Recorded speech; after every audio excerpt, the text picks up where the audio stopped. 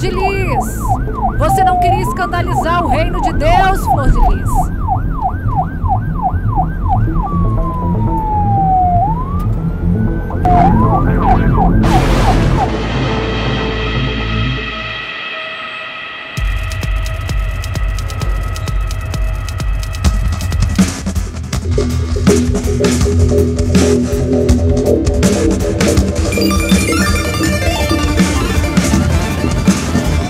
Olá, minha gente!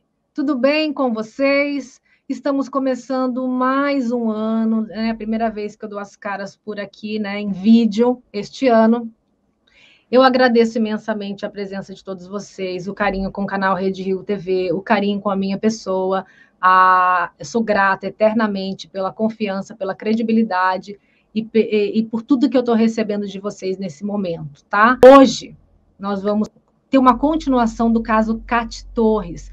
Cate Torres, para quem não sabe, é aquela moça de 34 anos que morava nos Estados Unidos e que está sendo acusada, está presa no Estevão Pinto, em Minas Gerais, num presídio, acusada ainda não, ela é investigada, ela está presa temporariamente, desde 19 de novembro, ela é investigada por exploração sexual, tráfico sexual, eu acho, não sei direito o termo, é um dos dois.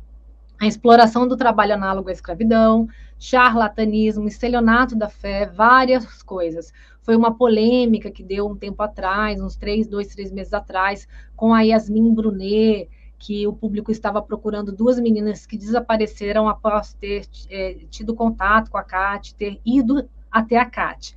Elas se tornaram, digamos assim, escravas da Cate, essas 2 meninas. Elas já estão no Brasil, a Desirê e a Letícia, mas elas apareceram nas redes sociais, falando coisas horríveis, acusando os pais. Foi um caso muito bizarro, a gente não sabia se era forjado para ganhar like, aparecer, ganhar visualizações, ou se realmente aquelas meninas estavam numa situação dessa, que elas já chegaram e já confessaram em sede policial que sim, eram vítimas da Catiúcia.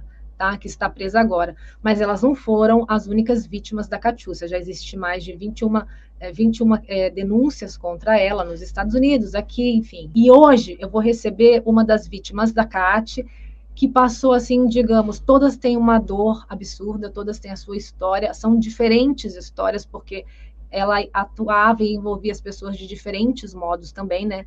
E hoje eu vou entrevistar a Paula. A Paula é a menina que não queria aparecer de jeito nenhum, tá?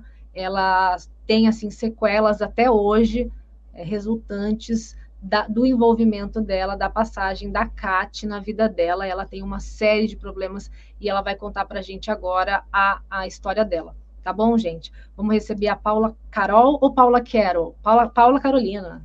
Oi? Ô, Paula, seja muito bem-vinda, muito obrigada por ter dado esse voto de confiança para a Rede Rio, para mim, tá?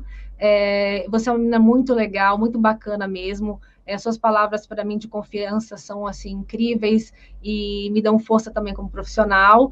E eu queria que você começasse a contar essa história, esse trauma que você carrega até hoje para as pessoas. Como é que foi que você chegou na Catiúcia Torres? E quantos anos, se não quiser falar a idade, não precisa, mas há quanto tempo?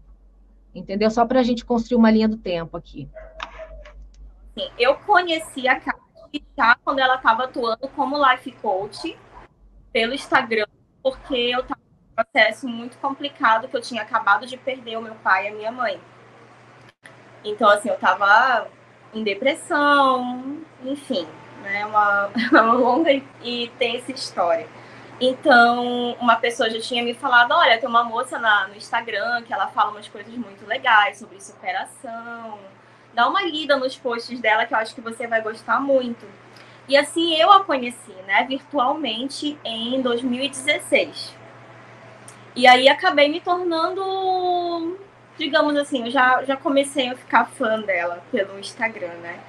E aí, quando ela comentou que ia lançar o livro dela em uma das cidades que ela ia colocar como lançamento era Belém, e que ela tinha nascido em Belém, que é a minha cidade, aí eu fiquei muito feliz, né? Então, eu já fiz todo o meu planejamento para nesse lançamento, no ano seguinte, em 2017 eu estar lá presente, e foi assim que a gente se conheceu pessoalmente. E daí parece realmente um filme, porque eu a conheci num dia, a gente já conversou pessoalmente lá, ela foi muito... Ela foi, assim, totalmente diferente do que eu pensei que ela fosse ser comigo, né? Não é o tipo de encontro que uma pessoa comum planeja ter com uma pessoa que é muito famosa. Ela é muito famosa, era muito famosa. E desde então ela pareceu ser muito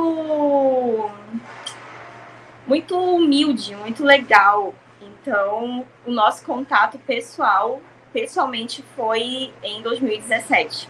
Foi assim que a gente se conheceu. O seu primeiro contato pessoal foi tranquilo com ela? Ela foi fofa? Foi ótimo, foi ótimo. Igual ela era nos e-mails ali, que no início ela era muito querida, né? Nos e-mails que eu vi. Porque a gente começou a se comunicar por e-mail, porque naquele dia que eu a conheci, eu já falei que eu queria muito uma consulta com ela. E, enfim, eu tava deprimida e eu precisava buscar alguma coisa para melhorar, né? Então, não sei se por estar extremamente deprimida, eu procurava um conforto em vários locais. Não só no meu tratamento com médicos mesmo, que na época eu já tinha começado a fazer tratamento para depressão, para insônia. Terapia eu não consegui manter com algumas psicólogas que eu cheguei aí, eu não me identifiquei. E a outra área que, digamos, eu procurei, que foi a dela, né? Que é como ela se denominava desde o início como life coach. Então, no dia que a gente se conheceu pessoalmente, eu já pedi para a gente marcar uma consulta. Então, Paula, e aí como é que foi? Aí você começou a fazer essas consultas com ela, então? Você pagou para fazer essas consultas com ela? Sim. Tinha que pagar antecipadamente, mandar o comprovante, e aí a gente já começou a conversar. E aí, desde a primeira consulta, o nosso relacionamento se desenvolveu muito rápido. E você, fora as consultas, você também pagava para fazer alguns outros serviços que ela te requisitava? Nunca paguei nenhum, até porque na época que, pelo menos, eu tive todo esse contato com ela, como amiga, né, como eu acreditava que eu tinha me tornado, que a gente era, como cliente, assistente dela, ela não fazia rituais ainda. Então, isso é muito novo para mim, na verdade. Então, Tá. não tinha essa tal nem nada. Quantas consultas você chegou a fazer com ela antes de vir dar aquele próximo passo que você deu na sua vida com ela? Antes de começar a trabalhar e, enfim, fazer tudo que ela começou a pedir para eu fazer, foram umas 4 consultas. Porque depois a gente começou a se encontrar muito, todo dia a gente se falava. Então, como na minha primeira consulta, ela já me lançou a proposta do livro. Ela já me deu essa proposta de escrever um livro comigo, que seria o segundo livro dela, só que quem ia escrever ia ser eu. Entendeu? Tipo assim, eu ia escrever a minha história, né? Como eu tinha desabafado com ela, contado para ela na vida, e ela ia entrar, digamos assim, no final do livro. E seria o livro dela, parte 2, o segundo livro dela. E aí, na terceira consulta, depois ela já me mandou uma proposta de emprego, que foi até aquela que eu te encaminhei. Que ela me falou que primeiro não daria para ela me remunerar, porque ela tinha investido muito dinheiro no lançamento do livro. E como ela sabia também que eu estava passando por uma situação financeira que eu estava precisando começar a me estabelecer, ela perguntou se estava tudo bem da gente trocar por consultas, porque a consulta dela ia passar de $100 para 250. Então, realmente, naquela época ia ficar inviável de eu manter. E eu não me via sem as consultas dela. Então, eu queria muito trabalhar da forma que ela estava me propondo, né? Eu já tinha desenvolvido um certo nível, assim, eu já estava em depressão. E dessa depressão eu já estava com alguns indícios de... Eu não gosto de rótulo, mas eu estava assim, com algum tipo já de fobia social, né? Então, como eu desabafei várias coisas pessoais com ela, inclusive isso, ela sabia que o meu objetivo era trabalhar em casa e envolvendo a parte da literatura, porque o meu sonho sempre foi ser escritora. Então, tudo que ela me deu de proposta ali era irrecusável no momento. Não tinha como eu recusar. Então, na quarta consulta, eu já estava trabalhando para ela. Eu comecei a trabalhar no mesmo dia. que ela me mandou a proposta. Você era maior de idade já, obviamente. Tá. E ela te convencia mesmo, as consultas dela eram assim, apaixonantes, te acrescentavam muito como ser humano. Elas foram, assim, a primeira consulta já foi um divisor de águas. Eu tava muito mal, eu não via assim, eu já tava muito deprimida, não tava vendo outro tipo assim de caminho para seguir, né? Me formei em direito, mas me formei em direito sempre foi por uma questão assim muito do meu pai querer. Eu meio que fui criada desde sempre, ou para ser advogada ou para ser médica, né? Uma família um pouco rígida, digamos assim. Então, quando a minha mãe faleceu e depois de um mês o meu pai morreu, aí uma das coisas que caíram a ficha foi, poxa, nem minha formação eu gosto, né? Então, assim, o que eu sempre quis fazer da minha vida envolvia literatura, artes, essas coisas que os meus pais não... Meu pai não via com, assim, um olhar muito respeitoso, digamos assim. Então, quando ela me deu essa proposta de investir no que eu queria, foi tipo assim, poxa, agora eu tenho motivo para continuar, entendeu? Então, ela meio que me deu um sopro, assim, de vida já na minha primeira consulta. Porque eu não tava conseguindo enxergar meios de como fazer isso na minha vida. Então, ela falou que ia conseguir fazer isso para mim, entendeu? E eu tinha um blog, que por sinal ela não gostava, ela falou que não tinha nada a ver com o que ela enxergava para mim, né? Mas eu já fazia contos, eu já tinha um manuscrito que estava quase pronto, ia ser o meu primeiro livro, que ia ser o de contos. E eu tinha começado a fazer o segundo, que era o que ela tinha me pedido para escrever, né?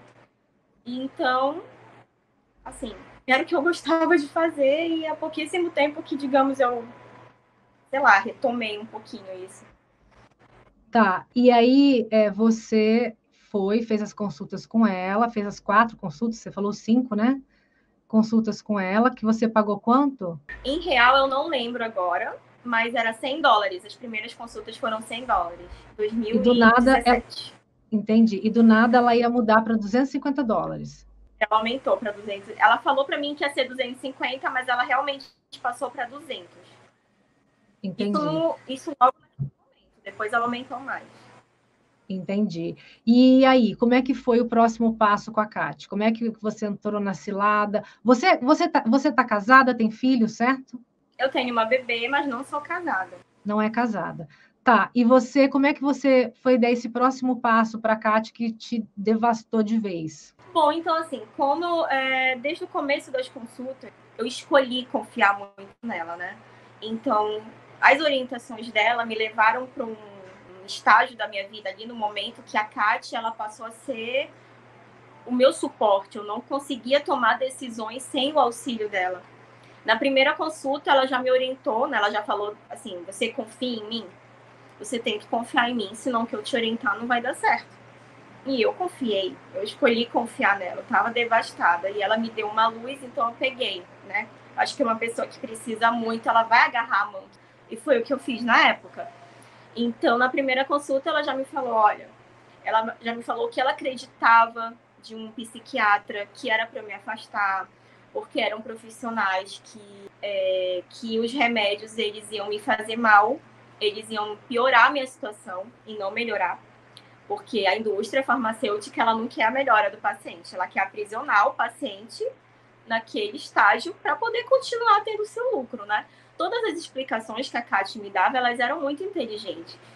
Então, na época eu decidi acreditar em todas. Não, desculpa, não retornei à busca por terapia, porque ela ia me orientar nessa parte de terapia, né? E abandonei meu tratamento psiquiátrico, abandonei meu antidepressivo e o meu remédio para insônia, porque eu fiquei com um pouco de trauma do jeito que eu vi minha mãe, né? Depois que a minha mãe faleceu e o meu pai também, então isso desencadeou uma insônia em mim muito ruim. E parei de tomar os remédios por indicação dela. Então, assim, as decisões que eu passei a tomar, eu precisava da orientação da Kate. E ela, como ela desde o início já abriu muito, assim, do fato da gente ter tido uma conexão, Eu já tinha o WhatsApp dela, a gente já se falava por e-mail e tudo isso. E também a parte do livro, né, que já foi na primeira consulta, que ela falou, não, a gente vai ficar se falando agora sempre, porque nós vamos escrever um livro juntas. Então, você tem visto americano? Você tem passaporte? Aí eu falei, eu tenho passaporte, mas eu não tenho visto.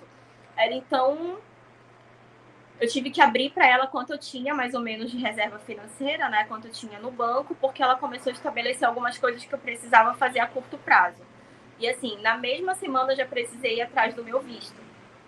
Eu precisei ir atrás do visto para poder viajar, porque ela me orientou que eu ia ficar na casa dela por um tempo. Ela tinha acabado de casar, mas ela falou que não tinha problema, eu ficaria lá com ela, para a gente poder começar a escrever o livro juntas. E aí, depois disso, já começaram outras orientações dela, no sentido de eu fazer um ritual do chá da ayahuasca, né, que na época eu não sabia nem o que era. E ela me explicou que foi ritual, desculpa te interromper, já interrompendo. O ritual do quê? Eu não escutei. Da ayahuasca. Eu acho que da ayahuasca, do chá, Santo Daime. Isso. E aí, na época, eu não sabia, não conhecia o que era, mas ela me falou que foi esse chá que salvou a vida dela. Então, assim, nós tínhamos muitas coisas que acreditavam que eram coisas incomuns, né? Traumas que eu confidenciei para ela que eu tinha de infância, ela tinha igual. O fato dela ter perdido a mãe dela, entrado numa depressão profunda, onde ela também não via razão para continuar a vida, eu estava vivendo. Então, ela me explicou que esse chá, ele, digamos assim, ele praticamente tirou ela desse estágio de depressão. Então, ela queria muito que eu fizesse. E uma das preparações também para eu fazer esse ritual, que ela queria que eu fizesse lá nos Estados Unidos com ela morava na época em Miami, era parar de tomar os meus remédios psiquiátricos para depressão e para insônia. O mal da pessoa é achar que eu sou burra e anta, como a maioria da população que vocês enganam, tá? Que vocês ficam ali, olha aqui, essa coisinha, você tem esse probleminha, mas vamos fazer 40 mil consultas. Toque. Outro dia uma moça perguntou, você é formada em psicologia pra estar falando de toque? Não sou formada, mas eu entendo bastante o que causa síndrome do pânico, depressão. Colocar no campo de busca toque ou depressão, que você vai ver ali qual é o tratamento que a gente tem. Qualquer problema sexual, no homem também, impotência, tudo isso é psicológico. Aliás, todas as doenças são psicológicas. Quando você tá com muitas dores no corpo, isso significa que você tá com muita energia negativa acumulada do passado. Então é óbvio que tinha que ter um tratamento pra isso ali no site, que é inclusive super, super eficaz. Então, vou postar aqui nas próximas histórias. E aí, quando você parou de tomar esses remédios? Porque, assim, quem tem depressão sabe, né? E, assim, a gente começa a tomar o remédio, fica bem, vive normal. Aí a gente pega e para de tomar o remédio, achando que está curada. Daqui 15 dias, mais ou menos, você pá de novo. Aí você toma o remédio de novo, acha que está curada, para de tomar o remédio de novo, acha que está curada de novo. Daqui 10, 15 dias, você cai de novo. Aí tem que esperar para começar a fazer tudo efeito de novo, aquele antidepressivo na sua cabeça. Voltar a ter aquela sensação horrível, né, da depressão mesmo. Você, quando parou de tomar os seus remédios, você ficou bem? A insônia, ela continuou um pouco, eu ainda continuei tendo todo aquele processo horrível de acordar e tal, mas ela me passou umas meditações e algumas coisas para ficar escutando até dormir. Mas, assim, o que ela me deu naquele momento me deixou muito feliz. Então, eu não vou dizer para você que eu afundei na depressão logo em seguida pior, porque eu fiquei algum tempo bem, porque eu também estava fazendo muita coisa. Ela me passava sempre com muitas coisas para fazer. Então, eu passei a ocupar bastante o meu tempo para correr, para tirar o visto, para escrever o nosso livro, para me mudar. Ela queria que eu me mudasse. Então, primeiro eu tive que me mudar aqui em Belém. Ela me orientou a ficar longe da minha família, por inúmeros motivos. Alguns eu prefiro hoje nem comentar. Mais uma coisa que eu acho interessante falar. Eu acredito, pelo menos pela minha situação, que ninguém procurou a Kátia estando com a vida linda, né? A pessoa com certeza estava num grau de sofrimento que ela queria ajeitar. O meu sofrimento, ele era total. Eu tinha perdido meu pai e minha mãe. Minha mãe era minha melhor amiga. Minha família é muito pequenininha, entendeu? Então eu não tenho vergonha nenhuma de expor que eu não tinha vontade nenhuma de continuar aqui. Então, quando eu procurei a Kátia, porque as pessoas rotularam muito a minha pessoa como ignorante, eu fui chamada de ignorante, eu fui chamada de burra. Inocente foi, acho que, um dos mais leves que eu recebi, né? Mas é porque a pessoa, acho que provavelmente está muito longe do discernimento do que é uma pessoa estar muito deprimida no estado de luto. Então, eu realmente não sabia de nada. Isso tudo, para mim, em relação a manipulação mental, por exemplo, que também é uma coisa que eu não fico tão à vontade de falar, eu prefiro que um profissional fale sobre isso. Mas eu jamais pensei na época que eu estava sendo vítima de algo assim, entendeu? Até porque tudo a Kátia parecia, ela me confidenciava coisas que pareciam muito próximas da que eu estava vivendo e que eu tinha vivido. Então eu procurei ela totalmente devastada. Eu não procurei porque minha vida estava linda, eu queria ficar melhor. Então é muito confuso de se entender. Eu compreendo que muitas pessoas não entendam. O que aconteceu comigo nem eu compreendi, por isso que eu coloquei para debaixo do travesseiro por tanto tempo. E também porque na época eu acredito que eu tenha sido a primeira. Porque eu não sabia de mais nenhuma situação parecida com a minha. Então, eu não tinha como buscar ajuda, digamos assim. E as pouquíssimas pessoas que eu procurei para falar, olha, alguma coisa de errado aconteceu comigo, eu não estou bem. Eu procurei até a Sociedade Brasileira de Coaching, porque eu descobri, assim, que ela não tinha o certificado, né? Então, como ela me deixou praticamente sem nada lá no Rio de Janeiro, eu fui para trabalhar para ela e ela me cortou do trabalho em uma madrugada, eu procurei auxílio porque eu estava começando a cair minha ficha e eu não tive de ninguém. Então não tinha ninguém antes de mim também. Ô, Paulo, abuso é abuso, tá? E não precisa ser burra, não precisa ser nada disso, não. Você não tem que ter vergonha de ter sido abusada. Abusadores são muito inteligentes, sedutores e manipuladores. Então, provavelmente, a gente cair em descrédito é rapidinho. É só as pessoas ouvirem o abusador, porque ele vai convencer. Tanto que a gente colocou a vida na mão deles por anos, né? Ou por meses, não sei quanto tempo durou a sua questão. Mas o abusador, ele tem esse poder de lábia absurda, de vitimismo, de coitadismo, de sedução mesmo, e não é culpa de ninguém. Né? Não é culpa de ninguém. Você pode ser independente, você pode ser inteligente, você pode ser não, você pode ter condição, não ter condição, vindo da família que você tenha vindo. Isso não tem nada a ver. Abusadores abusarão sempre, né? Infelizmente. Então você não tem que sentir culpa, não, e nem vergonha. E eu acho que a gente tem vergonha de falar sobre abuso, geralmente, né? Mas a gente ajuda tanta gente quando a gente expõe as coisas que a gente não tem nem ideia. Então é muito importante isso que você está falando, porque outras pessoas virão. Mas eu queria entender uma coisa. A Kátia, eu vi o e-mail dela te fazendo a proposta, eu vou colocar aqui para as pessoas.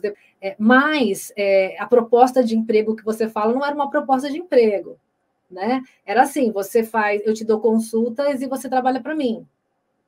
Né? E aí, tipo, isso não existe. E ela vai te escravizar, você vai ficar na mão dela, você não vai ter R$1, como é que vai ser isso, né? E isso aí na sua cabeça não. Você já estava naquele mecanismo e isso na sua cabeça não pensou. Como é que eu vou me sustentar só trocando o meu trabalho por consulta, indo morar em uma outra cidade? Porque, para quem não entendeu, gente, não sei se deu para entender, ela se mudou de Belém do Pará, né, para o Rio de Janeiro, com a filha, foi isso? Não. A minha filha veio quando eu voltei para Belém, eu fui resgatada.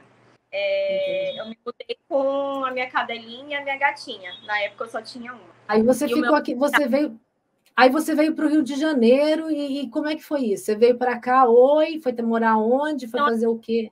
No início foi assim, eu não vou dizer que não passou um frio na barriga, porque eu falei, meu Deus, como é que eu vou fazer se ela não vai me remunerar no início, né? Porque ela falou depois que a gente ia melhorar isso tudo, mas ela falava sempre assim, olha, usa esse dinheiro para isso, esse para isso, esse para isso. Porque quando você vier para cá, aqui você já não vai pagar nada. Aqui você já não vai pagar a sua estadia, porque você vai ficar na minha casa.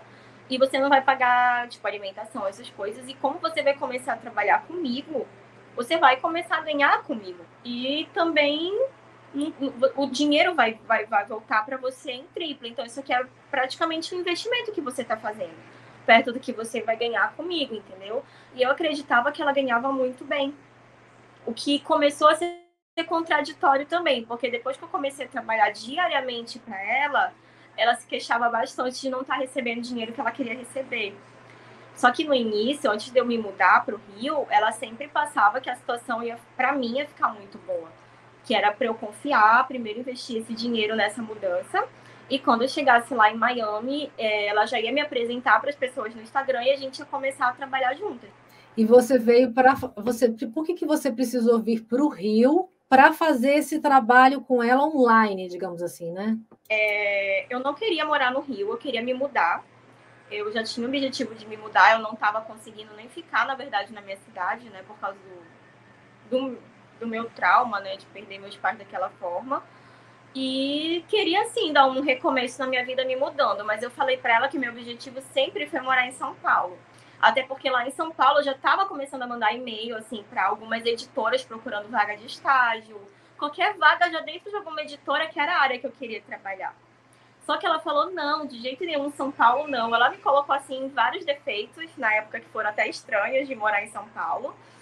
E me pediu para ir para o Rio, porque ela tinha acabado de ser entregue um apartamento para ela. E ela queria muito vender esse apartamento para pegar o dinheiro e investir nas consultas dela. Ela queria dar um up, assim, digamos assim, na parte do ser life coach, né? Dizendo ela isso para mim.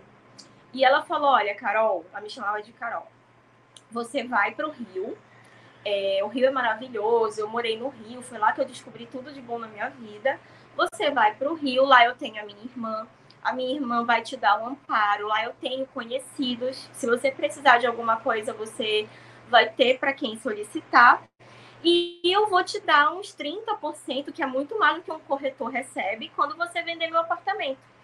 E meu apartamento vai ser vendido muito rápido, porque ele é novinho, acabou de ser entregue, e o imóvel no Rio de Janeiro é vendido rápido. Foi o que ela me passou, né? Então ela já me mandou o documento do imóvel e tudo, e aí eu aceitei. Eu fui para o Rio 2 meses depois, eu só realmente corri com tudo, peguei todo o meu dinheiro, toda a minha poupança, tudo que eu tinha, e investi nessa mudança que hoje eu vejo. E você morava onde aqui no Rio? Eu morei em Copacabana. No apartamento dela? Não. O apartamento dela era no Recreio. E ainda estava também em processo de ser entregue. E eu preferi não morar lá porque eu ia ter que receber pessoas para mostrar o apartamento, mas também não tinha noção de nada, né? Eu não sabia que de Copacabana para Recreio era uma viagem. E aí eu morei em Copacabana, que eu tive que viajar antes disso para o Rio para tirar meu visto, para fazer entrevista, então eu já estava começando a gastar dinheiro aí. Eu fiz amizade com uma senhora que alugou um apartamento, um kitnet para mim, bem em conta, para os padrões de Copacabana, entendeu?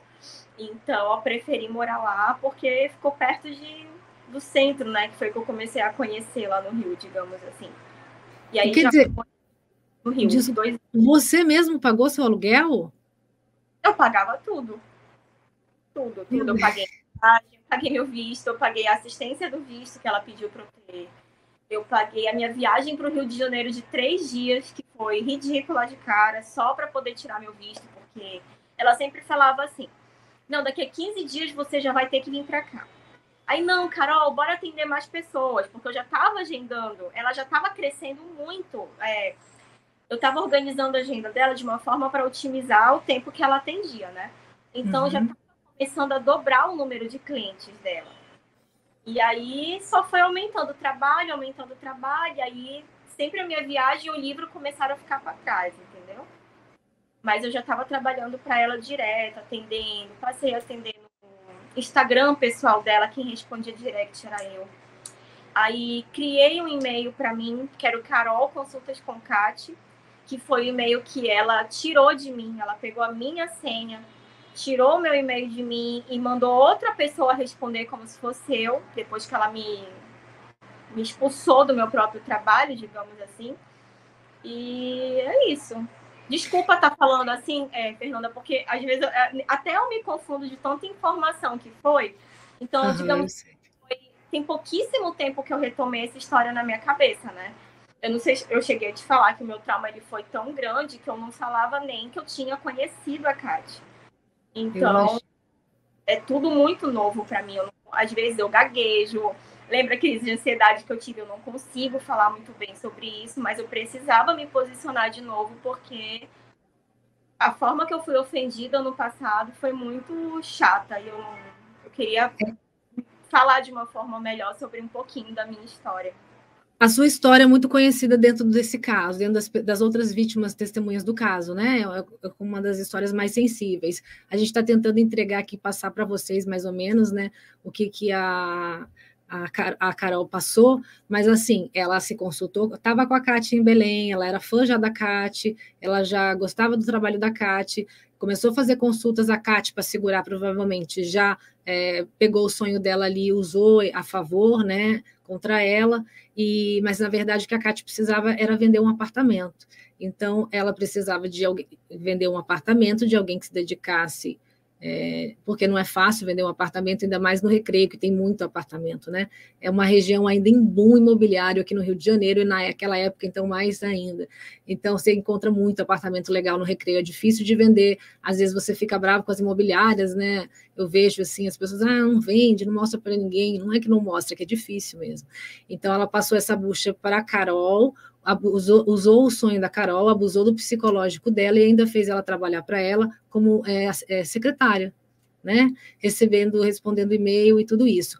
E ainda por cima, além dela trabalhar, gente, além dela vir para o Rio de Janeiro, trabalhar de graça para a Kate, respondendo e-mail, não deem risada, porque a gente não sabe o o histórico da pessoa. Ela tinha acabado de perder o pai e a mãe em seguida, né, do Covid, é isso? Não, a minha mãe, ela... Não, 17 não era Covid.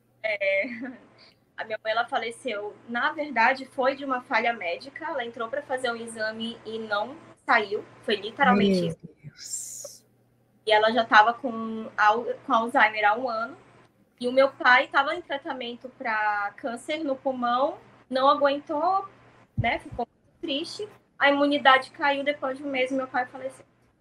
Aí, tá vendo? A gente não sabe realmente o que tem dentro de cada um, né? Então, a gente não pode chamar a pessoa de...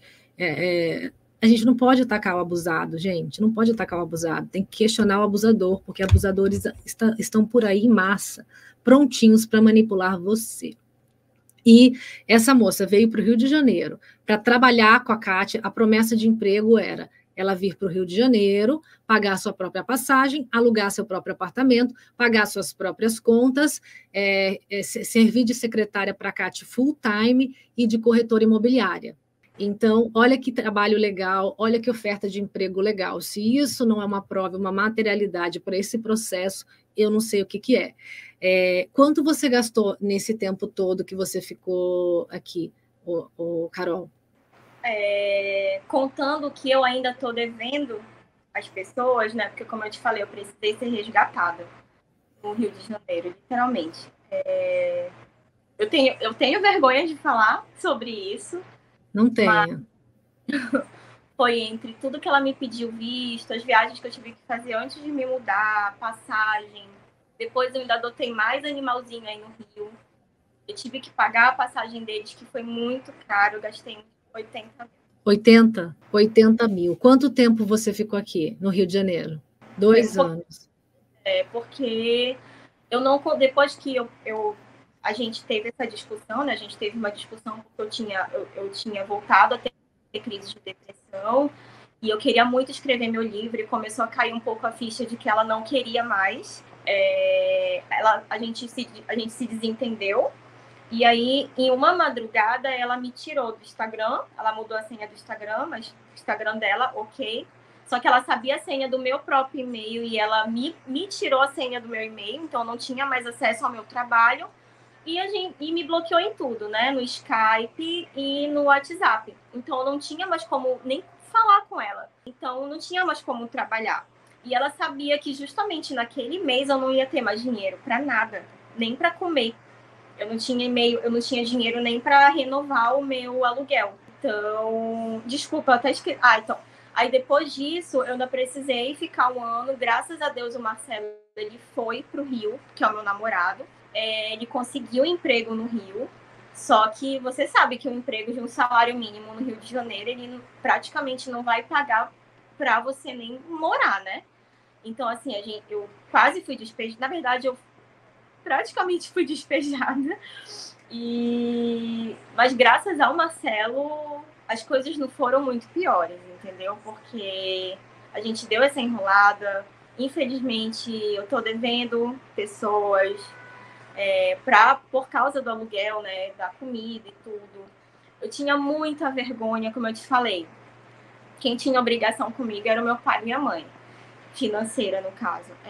Quem ficou na minha família, as minhas tias, não tinham obrigação financeira nenhuma comigo. E a Kátia sempre me pediu para não falar para elas que eu trabalhava para ela. E sempre me pediu para, na verdade, não falar isso para ninguém. Então, sempre no Instagram eu falava, minha chefe é maravilhosa, mas ela ninguém sabia, na verdade, quem ela era. Só um pouquinho depois que eu comecei a falar. Então, eu fiquei com muita vergonha de expor que tudo que eu tinha vivido era uma mentira. Eu não estava nem conseguindo colocar isso para mim como verdade. Eu tomei um susto quando aconteceu tudo. Então, eu tinha muita vergonha, Fernanda, de dizer assim, eu nunca fui rica, mas eu sempre tive uma situação financeira muito boa, graças a Deus. Meu pai pagou a universidade particular para mim, me formei, tudo bonitinho. Estava começando a juntar meu dinheiro, minha poupança estava começando a se tornar firme para eu poder começar minha vida independente, né? Fora de casa, quando eles morreram. Então, como é que eu ia fazer? Eu ia falar para as minhas tias, olha, eu caí num golpe e eu não tenho o que comer amanhã, sabe? Além delas ficarem... Ai, eu não suporto lembrar disso e ficar assim. Além delas ficarem arrasadas, né, pensando que eu tinha ido para realizar um sonho, que eu estava bem, que eu estava escrevendo uma história nova para mim, elas iam descobrir que eu estava num estágio assim de vida que nem no pior pesadelo delas elas poderiam imaginar. Então, assim, eu menti, eu peguei foto antiga minha e postei como se fosse eu comendo num restaurante bom naquela semana, mas na verdade eu não tinha nem o que comer em casa. Então, eu sempre conto uma história que me marcou muito, que foi um dia que eu tinha R$2 e tive que comprar um sachê para as minhas gatas, como tinha que comprar. E o Marcelo o dia inteiro trabalhando, a gente não conseguia se ver, ele trazia comida à noite. Então, assim, expor isso, para mim, na época, era uma situação assim de extrema vergonha, de derrota. Então, foi quando também caiu a ficha de que eu não tinha trabalhado meu luto, eu não tinha trabalhado o meu mental, minha depressão estava ali da mesma forma, só que eu estava muito pior. Então, não sei nem como eu consegui, na verdade, ficar, sabe, sã, porque foi um choque muito grande para mim. Então, digamos que todos os dias aí eu empurrava um pouco com a barriga. O que eu estava fazendo, o que tinha acontecido. Meu Deus, eu saí da minha cidade. A Kátia falava que eu era irmã dela. Ela falava que eu era irmã que ela sempre sonhou em ter. Que ela não se dava muito bem com a irmã dela. E a Roberta sempre me tratou muito bem, por mensagem, tá? Mas depois ela também me bloqueou. Quando a Kátia mandou ela me bloquear, ela me bloqueou. Mas ela sempre falava, olha, a sua família não gosta de você. Né? Se gostassem de você, isso aqui não tinha acontecido dessa forma. Então, eu sou sua família. Você tem que confiar em mim agora e por aí vai. Então, a minha irmã, como ela me chamava, e um belo dia me deixou no Rio de Janeiro com meu saldo negativo. Entendeu? A pessoa que eu ia escrever um livro, que eu ia realizar meu sonho, a pessoa que eu trabalhava de madrugada para Kátia. Tinha e-mail de cliente, porque as clientes eram muito... Elas confiavam em mim, né? Elas me chamavam assim de Carol, apesar de não conhecerem meu rosto. Elas, Carol, eu não tô bem, pelo amor de Deus, amanhã marca uma consulta com a Kátia às pressas, que eu preciso muito. Eu não esperava para responder no dia seguinte. Eu respondi e-mail 3h da manhã.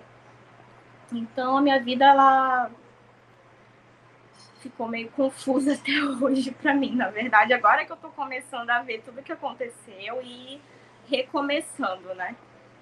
Tinha muita demanda de consulta para ela nesses 2 anos que você ficou? Na verdade, que eu fiquei. Oi, eu não escutei. Com a Kátia eu fiquei trabalhando só 1 ano. Aí depois no Rio que eu fiquei mais 1 ano até conseguir voltar para Belém. Entendi. E tinha bastante demanda? Eu vi um e-mail ali do mesmo dia, vários e-mails de pedido de consulta, né? Depois que eu fui para o Rio, que eu fiz um plano de agenda para ela novo, né? E também eu comecei a mandar as consultas para as clientes. Na verdade, ela começou a me passar tudo que ela fazia. Então, triplicou. De março a setembro, acho que triplicaram as consultas para a Kátia. E assim, ela deu um boom no Instagram muito grande. Então, era toda hora alguém respondendo direct, pedindo consulta, pedindo para fazer a conversão, porque todo dia eu tinha que dar a conversão nova, né, do dólar. Ela só queria que eu mandasse o dinheiro em dólar. Então, era bem complicado. Então, sim, triplicou o número de consultas para ela. Que loucura. E aí você conheceu o seu namorado no Rio de Janeiro, certo? Não, a gente se conheceu já aqui em Belém, um pouquinho antes de conhecer a Kátia. Ah, tá. Ele foi com você. Sim. Uhum. Foi com você e voltou com você. Comigo. Vocês estão juntos ainda? Estão juntos ainda, tá. E o que eu ia te perguntar agora, muito importante, quando esse caso veio à tona, né, existem muitas pessoas que são seguidores assíduos dela, e eu vejo muito não, vejo pouco, mas vejo, não vou falar que eu vejo muito. Algumas pessoas, não são só adolescentes, não, tá? Defendendo ela e atacando as vítimas. Porque a gente sabe que se a pessoa for lá ouvir o abusador, cara, pelo amor de Deus, né? O narcisista, ele convence a gente. Como é que não vai convencer o outro, né? Então, assim, eles atacam as vítimas. E eu vi que você foi atacada e você saiu das redes sociais. Além de ter sido abusada, além de ter sofrido lesão patrimonial, psicológica, física, de não estar mais na rua, de estar na rua, né, praticamente, acabou com todas as suas economias, você não tinha mais pai e mãe para te, né, de arrimo, te dar um arrimo aí. E aí, além disso, além de você ser vítima, ter sofrido e estar ainda com sequelas disso, você ainda tem que ser atacada por pessoas que vão atrás da abusadora e a idolatram, né? Elas vão atrás, elas querem continuar sendo manipuladas, elas querem que tenha uma história ali para convencê-la, elas querem atacar as vítimas. Como é que foi isso para você? Pois é, isso também foi um choque. Eu acho que foi aí que, depois do Super Pop, que eu fui para a entrevista, quando eu cheguei, o meu direct estava lotado.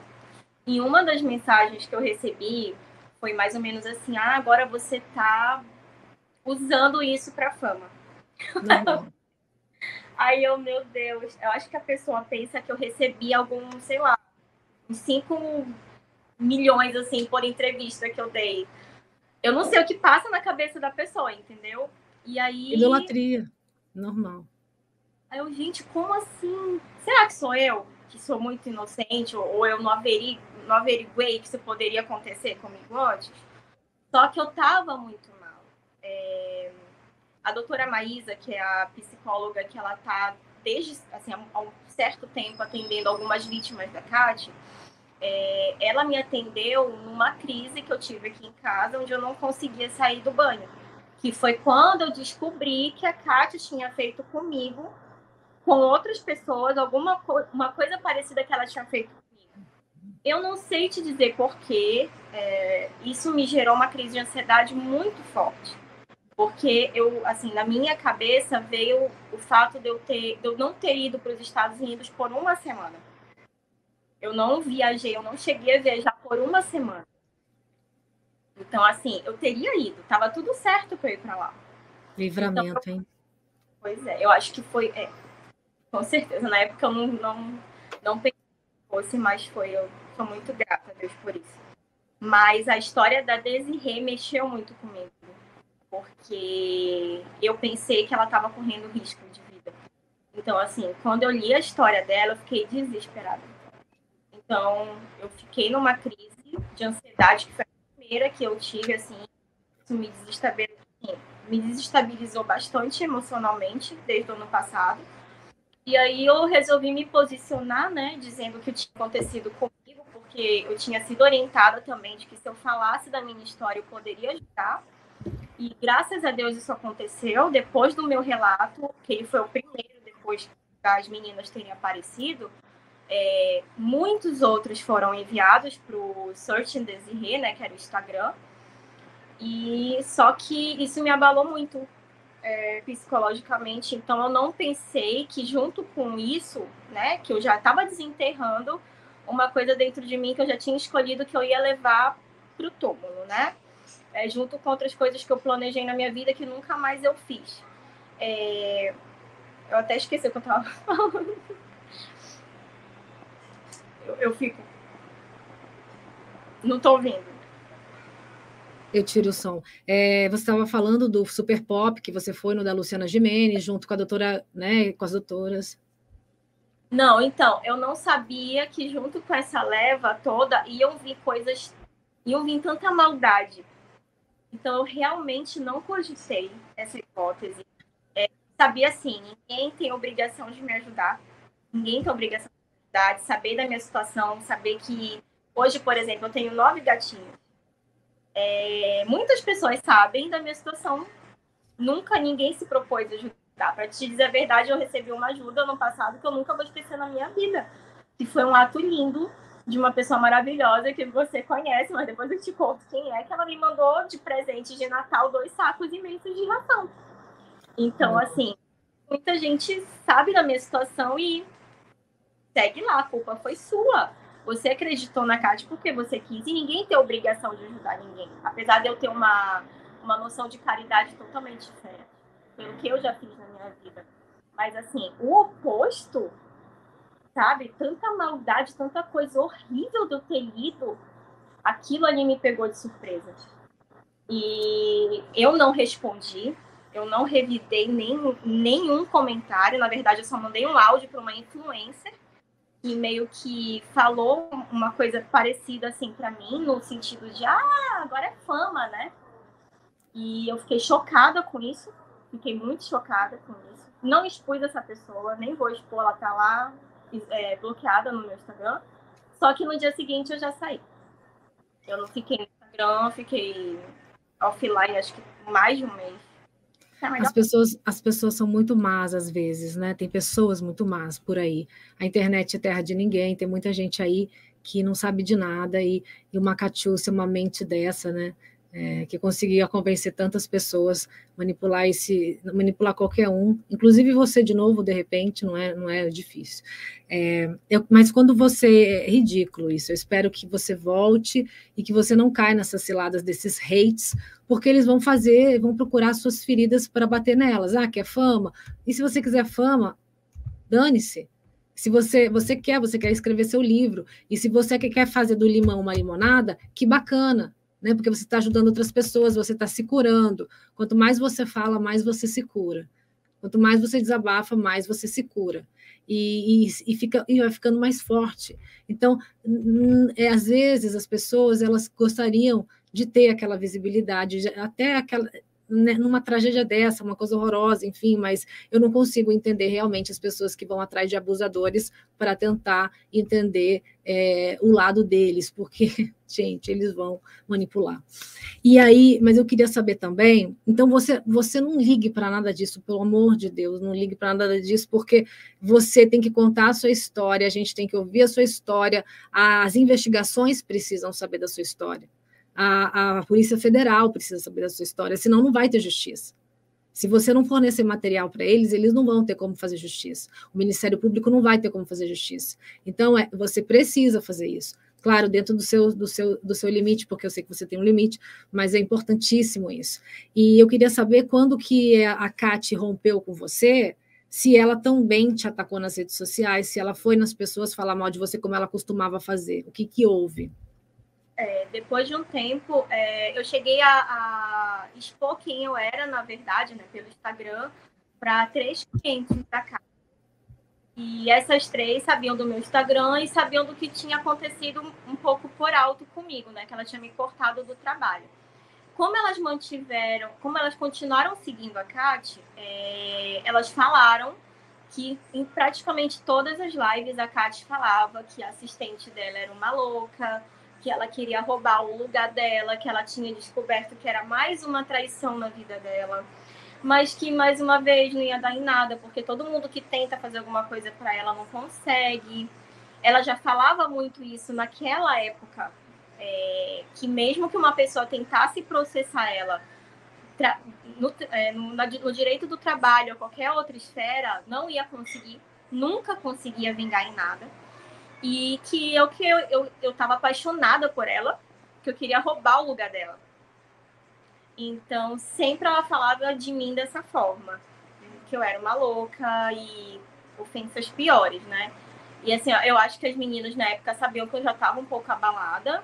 Talvez elas não soubessem tanto da minha situação financeira, que estava tão ruim, mas elas sabiam que eu estava muito mal, mas elas me passavam sempre isso. E assim, eu não tinha coragem de ver por outro Instagram, eu ficava muito nervosa. Eu não vi o Instagram da Kate praticamente até o ano passado. Todo esse tempo eu não conseguia nem ver. E como é que você ia se justificar para esses ataques na época da Kate, né, que ela inflamou as pessoas?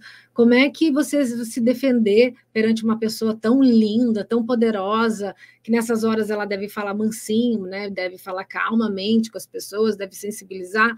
Como é que a gente vai se defender? Não se defende, né? Porque se a gente se responde, dá a impressão tem inveja dela, não sei o quê, quer derrubar ela, quer destruir. Como é que você viu durante todo esse tempo, né? Porque foi em 2017, de 2017 acabou, ou de 2017 a 2019, 2018, que você ficou ali sob o domínio dela? Com ela foi 2018. Do Rio. 18. E como é que você viu? Demorou muito tempo, né, para ela cair. Foi praticamente em 2023. Ela caiu em 19 de novembro de 2022, né, um mês para terminar o ano. Então, como é que você viu nessa época toda ela continuando, fazendo sucesso? E o que você sentiu espiritualmente falando, legalmente falando? O que você sentiu? Injustiça? Se questionava a sua fé? Como é que foi isso? Assim, em relação à fé, o meu abalo ele foi muito grande. Então, depois da Kate, agora que eu tô voltando a acreditar em alguma coisinha, né, dentro de mim, que eu tô buscando de novo. Mas eu não conseguia ver o Instagram dela. Né? Eu excluí o meu Instagram da época também, porque eu fiquei devastada, né? A minha vida tinha sido uma mentira, junto com tudo, né? E enterrei a questão de querer ser escritora, até porque eu perdi meu computador da época, né? O computador que eu trabalhava para ela, ele teve um vírus, eu não tive como pagar o conserto, eu perdi o aparelho. Então, eu perdi esse manuscrito e, como eu te falei, a vergonha, ela abrangeu todas as áreas da minha vida. Então, eu preferi fingir que eu nunca quis ser escritora, né? Eu nunca tive esse desejo na minha vida. E comecei a fingir que não tinha acontecido nada. Tanto que pessoas descobriram ano passado que eu conheci a Kate. Bloqueou, né? Eu bloqueei tudo. Eu bloqueei tudo. Por isso que eu te falei, quando eu descobri o que aconteceu com as meninas ano passado, que foi depois de uma mensagem que eu recebi dizendo, meu Deus, podia ter sido você, que foi uma colega minha de anos que me mandou. E aí, quando eu li o link da matéria, meu Deus, não acredito. Eu não sabia de nada. Eu não sabia nem daquele surto que ela teve antes disso, sobre... Parece que falando do vírus, né? Do Covid, que era uma invenção do governo, uma coisa assim. Eu não conseguia ver o Instagram dela, eu não conseguia ver notícia dela. Tudo me magoava muito. Então, eu fingia que eu nem tinha conhecido a Kate. Então, quando eu descobri isso tudo, vi que ela já estava demonstrando o que ela realmente era para as pessoas e nunca era feito, aí sim eu vi que as pessoas escolheram não acreditar até tudo isso acontecer, né?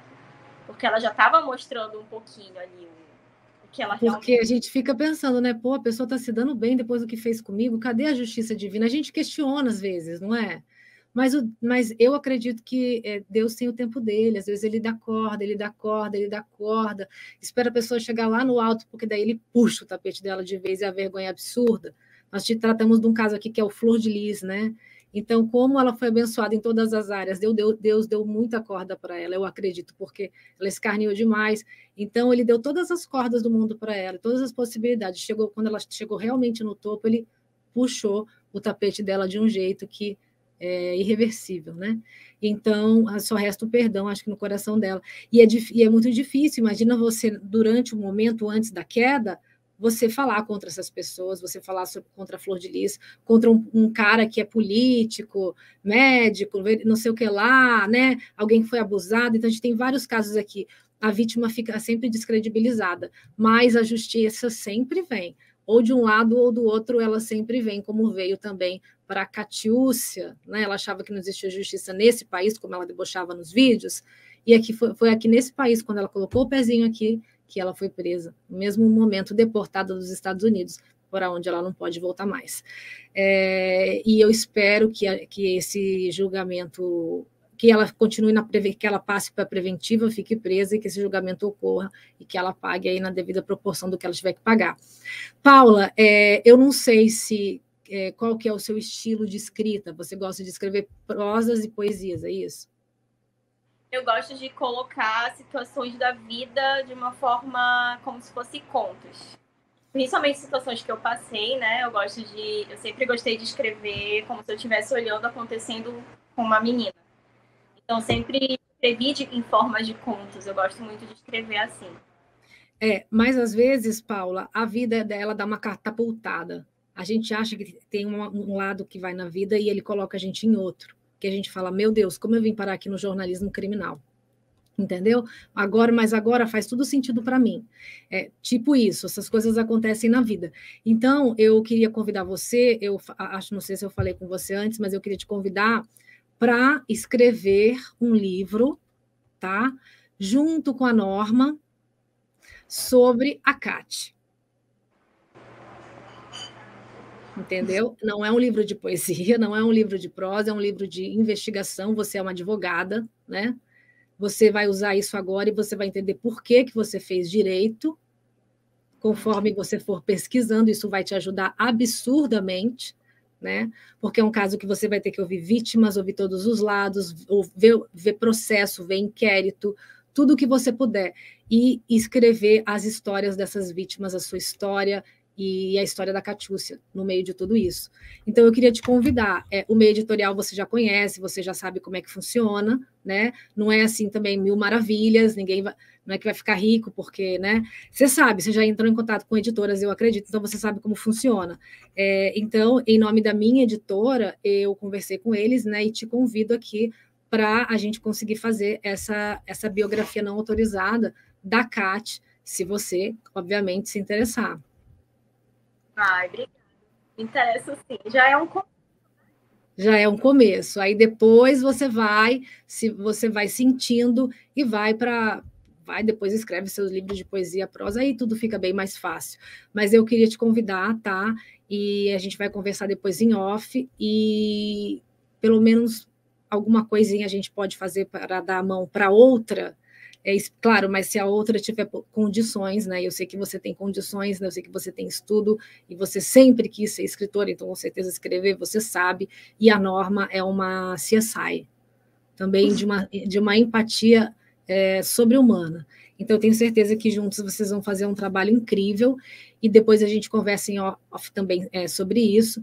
Eu queria agradecer a sua presença aqui, tá? Agradecer muito pela confiança, por você colaborar com o caso, pela sua sensibilidade e maturidade. Espero que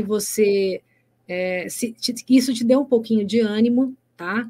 E, enfim, vamos que vamos, porque para frente que a gente vai, a vida passa muito rápido, então a gente tem que se dar, a gente também merece viver a vida. A gente também merece ser feliz, a gente também merece fazer sucesso, e que se dane quem falar que você quer só fazer sucesso, é o seu trabalho, é o seu sonho, e você vai fazer muito, se Deus quiser. Tá bom? Muito obrigada. Sabe que eu sempre confiei, né, em ti, no sentido assim, de eu acho que eu vou conseguir falar com ela da forma que eu sempre tentei e não conseguia, né? Até porque eu estava muito ainda sensibilizada com tudo, né? Tinha sido um choque muito grande para mim. Então, quem sabe eu não conseguia passar de uma forma também um pouquinho mais inteligente, né? tudo que eu passei, a depressão, essas doenças psicológicas, elas ainda são muito vistas com um olhar muito ruim, apesar da gente já ter evoluído, né? Até hoje ela, assim, é vista com extremo preconceito, né? Com frescura, ausência de Deus, ausência de religião, quando na verdade é uma doença. Síndrome do pânico, fobia social, depressão, tudo isso é uma doença e precisa do tratamento correto. O meu erro foi o tratamento num local totalmente incorreto com a pessoa que eu não sabia que era a menos indicada para me ajudar. Mas o que eu quero ajudar hoje se eu puder ajudar uma pessoa, em outro caso, com outra pessoa, não cometer o erro que eu cometi na época, eu acho que eu já vou estar em paz, entendeu? Eu já vou ter feito valer a pena o meu sofrimento. Então, é isso. Muito obrigada. Você vai contar para as pessoas essa história e elas vão entender o que existe de tanto... Quanto charlatanismo, né? Quanta falsa profecia existe em relação ao preconceito com a depressão, existe em relação ao preconceito com as doenças mentais em geral, mas isso daí é uma coisa muito atrasada. A mente dessas pessoas, aí eu não vou nem entrar em discussão aqui. Deus faz o possível e a gente faz o impossível. A depressão é uma questão de falta de serotonina, então a gente precisa de um remedinho com serotonina para ativar isso, junto com fé, junto com autoestima, junto com várias coisas, mas não é demônio, não é falta de Deus, não é nada disso não. E as pessoas acabam pagando com a própria língua quando elas são preconceituosas. É triste, mas é verdade. Então, Carol, é isso. Vamos falar, não sai daí não, tá? Fica aí mais um pouco que a gente já vai terminar de conversar, tá bom? Obrigada mais uma vez, um beijo. Gente, então é isso, essa foi a história da Paula Carolina, né, de Belém do Pará, a mesma cidade da Catiúcia. Ela tem uma relação muito emocional com o caso. Imagina, gente, você mudar sua vida, perder suas economias, não ter mais com quem contar, não ter mais pai e mãe, é horrível, sabe? Só sabe mesmo quem vive na flor da pele.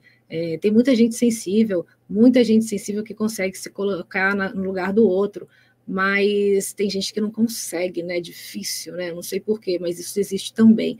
Então, eu queria pedir para vocês que olhassem e escutassem o caso Katy Torres, porque a Katy Torres é só um exemplo de muita coisa que existe por aí, muita coisa que existe por aí.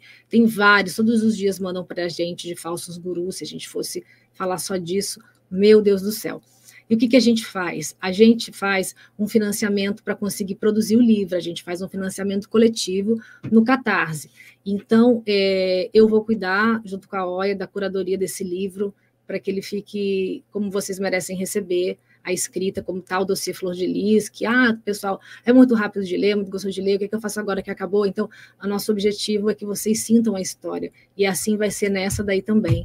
Então, a gente vai fazer um financiamento coletivo pelo Catarse para a gente poder produzir o livro, porque cultura não se sustenta nesse país somente por si só. A OIA é uma editora ainda pequena, nova, então a gente precisa desse incentivo para que a gente possa contar essas histórias para a sociedade. Então, eu conto com todos vocês. Assim que isso for resolvido, esse negócio do Catarse, eu vou estar divulgando aqui também o livro da Katy. Tá bom, gente? Muito obrigada pela presença de vocês todos aqui hoje. Fiquem com Deus.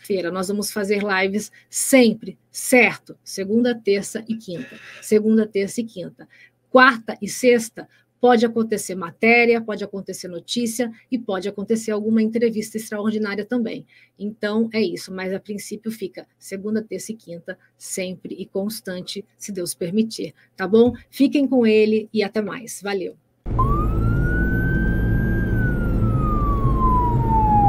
Flor de Lis! Você não queria escandalizar o reino de Deus, Flor de Lis?